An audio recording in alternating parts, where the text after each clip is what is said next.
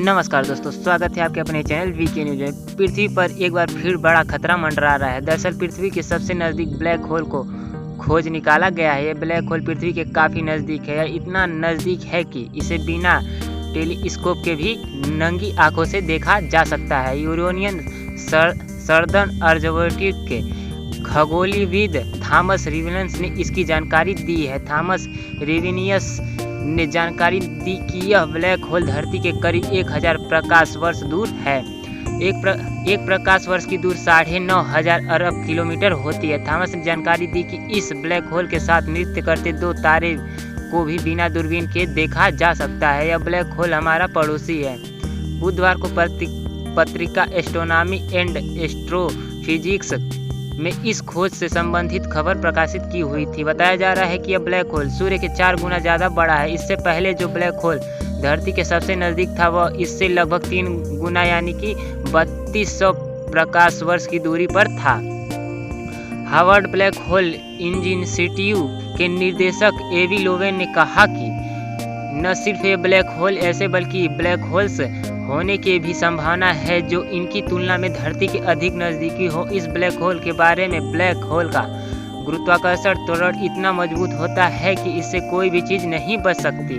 उन्होंने कहा कि ब्लैक होल के संपर्क में आकर प्रकाश और चुंबकीय विकिरण भी नष्ट हो जाते हैं। उन्होंने बताया कि ब्लैक होल से पिंड तक नहीं बच पाते। जो भी चीज़ ब्लैक होल के अंदर जाती है वो गायब हो जाती है।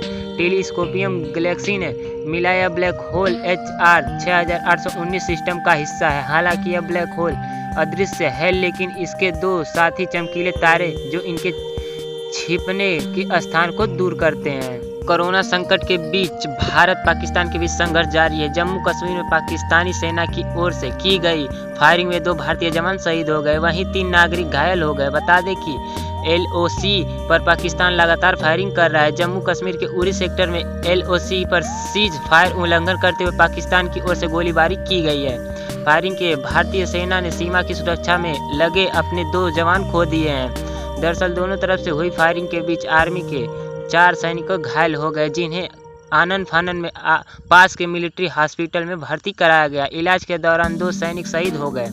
सैनिकों की पहचान कर ली गई है। दोनों शहीद सैनिकों के नाम हवलदार कोगड़ सिंह और नायक शंकर SP है। वहीं पाकिस्तानी गोलीबारी में घायल अन्य 2 सैनिकों का इलाज मिलिट्री अस्पताल में हो रहा है। घायल जवानों के नाम हवलदार नारायण सिंह और नायक प्रदीप भट्ट है। मामले में सेना ने प्रवक्ता कर्नल राजेश कालिया ने बताया कि शुक्रवार को दोपहर लगभग 3:30 बजे LOC के पास रामपुर सेक्टर में पाकिस्तान ने बिना कारण फायरिंग शुरू कर दी है। इस दौरान आर्मी के सैनिक जख्मी हो गए।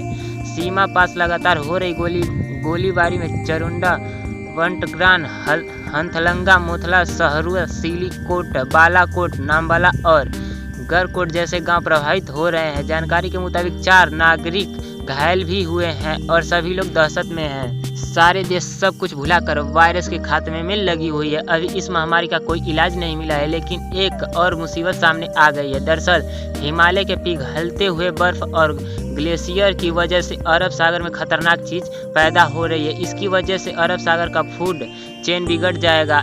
नासा ने इससे जुड़ी एक तस्वीर भी जारी की है। इसमें साफ साफ दिखाई दे रहा है कि अरब सागर में हरे रंग का सैलाब बहुत तेजी से बढ़ रहा है। हरे रंग का सैलाब यानी कि एल्गी का नाम नाक्टिलुका सेंटिलेस है, जो 1 मिलीमीटर आकार की होती है। ऐसे सी स्पार्कल्स के नाम से भी जाना जाता है। नासा द्वारा जारी किए गए तस्वीर दिखाया जा रहा है कि एल्गी अरब सागर के किनारों पर काफ़ी अधिक मात्रा में दिखाई दे रही है, जो कि तेजी से भारत, पाकिस्तान, ओमान, ईरान समेत अरब सागर से सटे हुए कई देशों की तटीय इलाकों में तेजी से फैल रहा है। हैरानी की बात है, 20 साल पहले इस एल्गी का कोई अता पता नहीं था, लेकिन अब ये अरब सागर को खत्म कर रही है। इस एल्गी की वजह से समुद्र में ऑक्सीजन की कमी होगी और करोड़ों जानवर मारे जाएंगे। साइंस मैगजीन नेचर में एक रिपोर्ट के अनुसार नाक्टिलुका सेंटिलेस यह रात में चमकता भी है। इसके लिए ये समुद्र से और ज़्यादा ऑक्सीजन और खाना लेता है और इसे खत्म करने में लगाता है।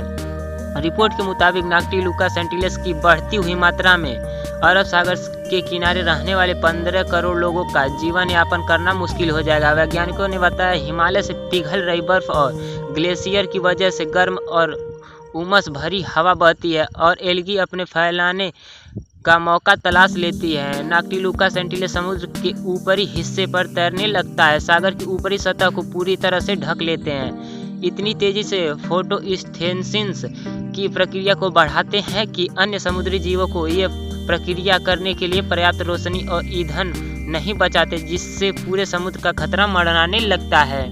लगातार एलपीजी गैस सिलेंडर में तीसरी बार कटौती की गई है। महीने में एलपीजी सिलेंडर के दाम में 162 रुपये 50 पैसे की कटौती की गई है। तेल विपणन कंपनियां हर महीने की तारीख को एलपीजी सिलेंडर के दामों की सीमा करती है। इस कटौती के बाद दिल्ली में 14.2 किलोग्राम के गैस सब्सिडी वाले एलपीजी सिलेंडर की कीमत 744 रुपये से घटाकर 581 रुपये 50 पैसे हो गई है। मुंबई में एलपीजी सिलेंडर की कीमत 579 होगी, जबकि पहले एलपीजी सिलेंडर की कीमत 714 रुपये 50 पैसे थी।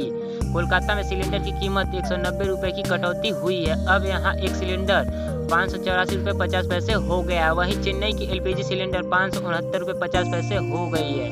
एलपीजी सिलेंडर की दरें हर महीने के पहले दिन बदली की जा सकती है। पिछले 2 महीनों से कीमतों में कटौती हो रही है, जबकि पिछले साल अगस्त में कीमतें बढ़ रही थी। 25 मार्च से शुरू हुए कोरोना वायरस के बाद से देश के अधिकांश हिस्सों में एलपीजी सिलेंडरों की खरीद को लेकर घबराहट देखी गई। खुदरा विक्रेता इस बात पर जोर दे रहे हैं कि देश में एलपीजी सिलेंडर की कोई कमी नहीं है और स्थानीय मांग को पूरा करने के लिए गैस का पर्याप्त भंडार है। भारत के सबसे बड़े ईंधन retailer Indian oil corporation limited (IOC) ने कहा है कि अप्रैल में बिक्री में 20% वृद्धि दर्ज की गई है। भारत में एलपीजी सिलेंडरों की कीमत मुख्य रूप से 2 कारकों पर निर्भर है। एलपीजी की अंतर्राष्ट्रीय कीमतें अमेरिका डॉलर और रुपए के विनिमय दर में है। तो दोस्तों, अगर वीडियो अच्छी लगे तो लाइक कमेंट शेयर जरूर करें और ऐसी नई वीडियो देखने के लिए चैनल को सब्सक्राइब जरूर करें।